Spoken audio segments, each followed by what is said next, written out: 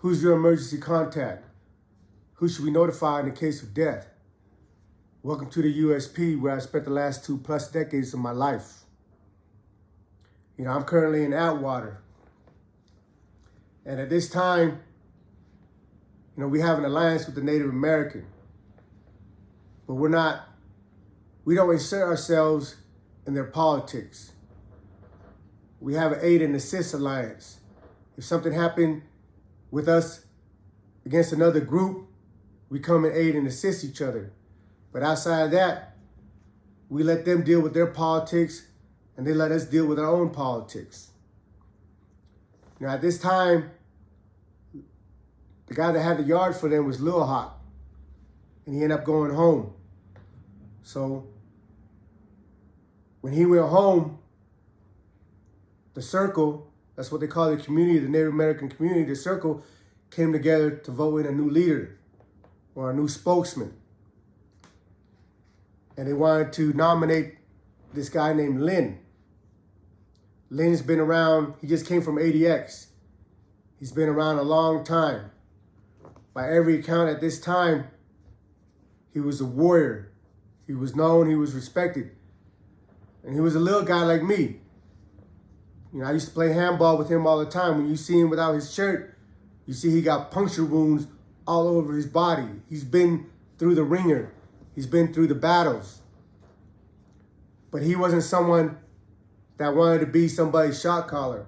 And he told him, he said, hey, I just want to do my time and just kick back. But of all the Native Americans in Atwater at that time, he was the one that people respected.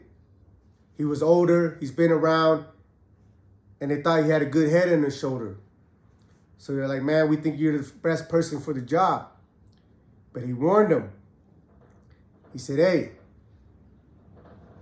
you're not gonna like it if you put me in this position, because I have a very low tolerance for bullshit. Lynn didn't smoke, he didn't drink, he didn't do drugs. He just came out to play handball and mind his business. But a lot of the natives in there, a lot of them are users and addicts. And through the course of the time, they overextend themselves and get into debt. So Lynn told them, like, man, hey, don't put me in this position because you guys might not like it. But they had so much respect for him, they're like, nah, they voted him in anyway. So Lynn became a shot caller.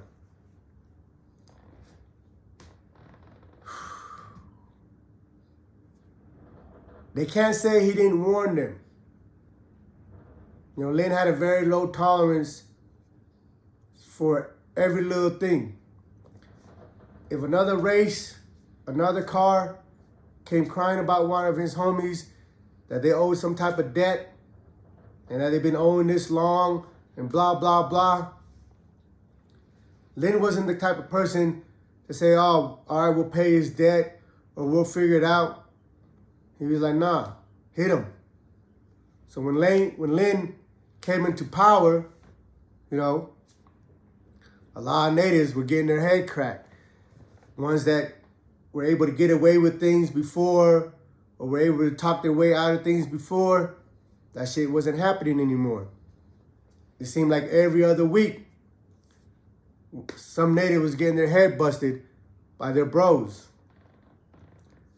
So there was a guy in my block named Brandon and MJ. His real name is Michael Jordan, but he's Native American. We just call him MJ. He played basketball. I mean, nothing like Michael Jordan, but he was pretty good at ball. Tall, slim guy with long hair, MJ.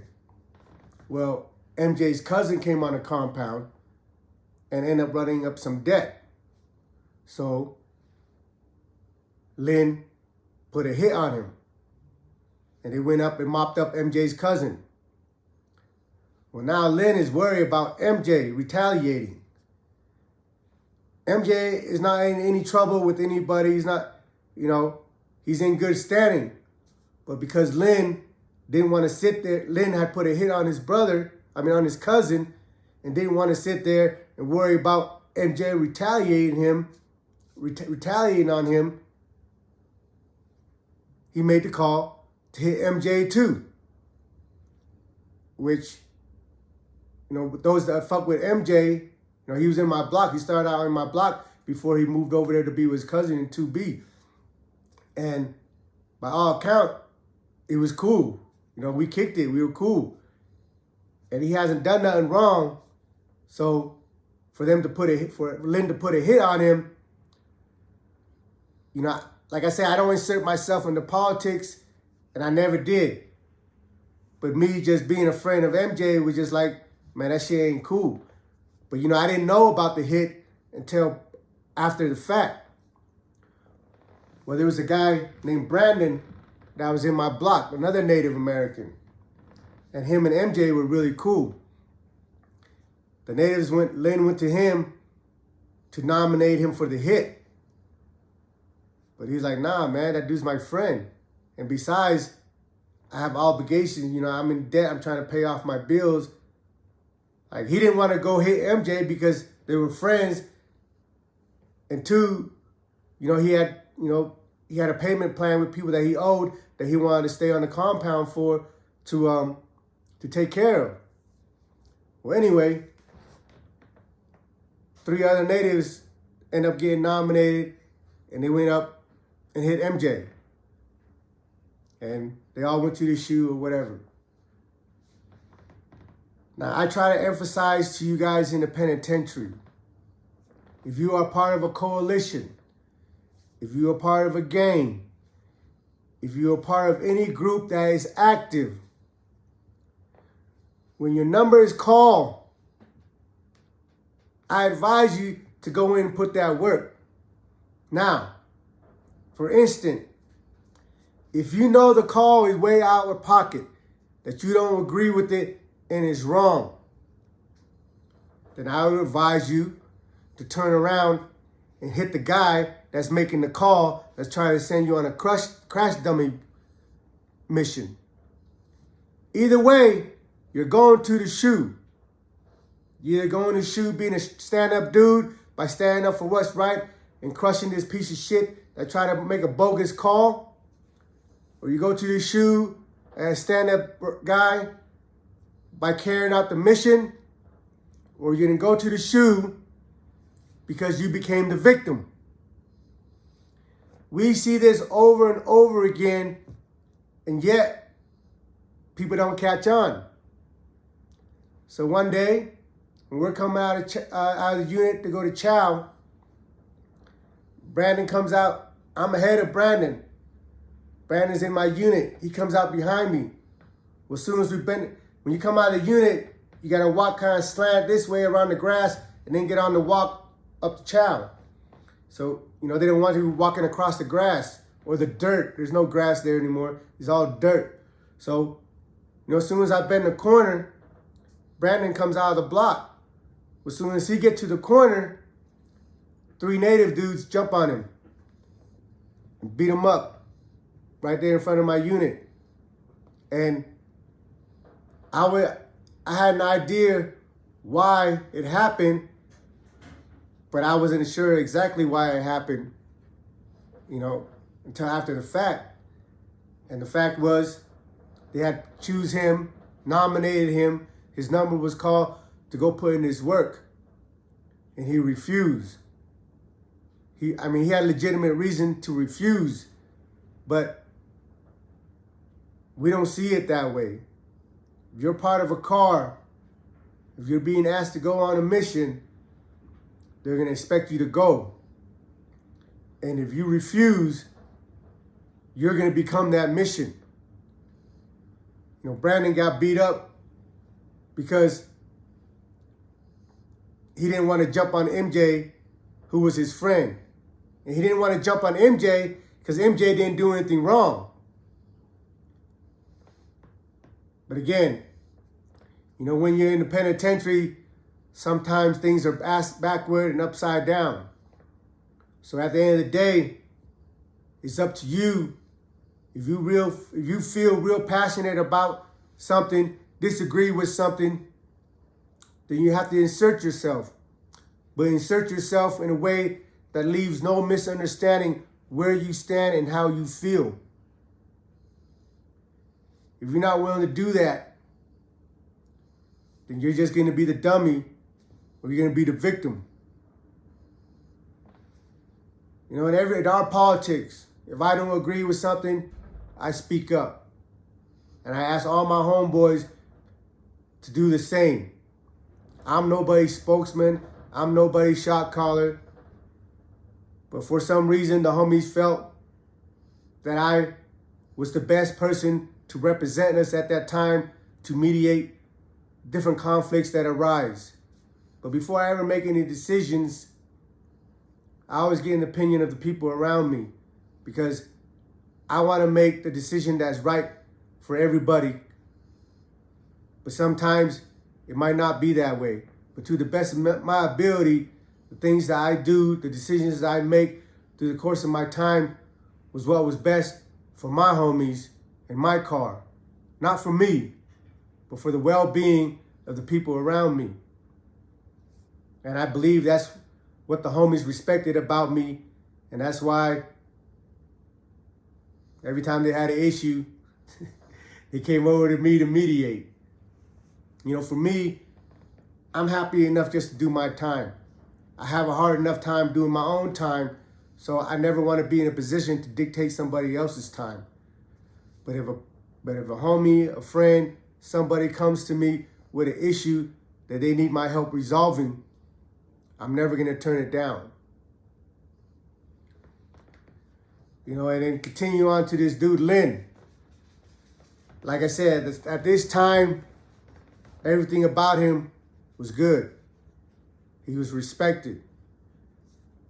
But during the course of his reign, there was too many incidents happening.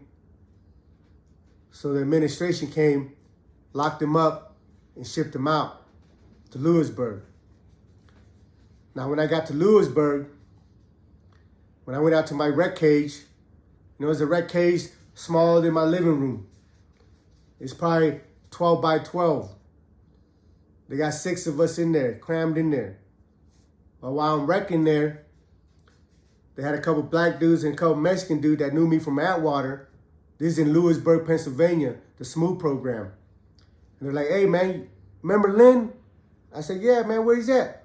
Oh, he's in over there in I Block. Now, I Block, if anybody's going to the SMOOth, I Block is a check-in block. It's PC, protective custody. That's where they put the sex offenders, the rapists, and ex-gang members. I'm like, what? Like, yeah, man, he checked in. I said, hey, man, hold up, man. Hey, I know the dude. Don't speak up. Don't speak on that. Nah, man, we ain't trying to be, we just letting you. I said, man, I ain't trying to hear that shit. You know, I don't allow people to slander anybody that I know.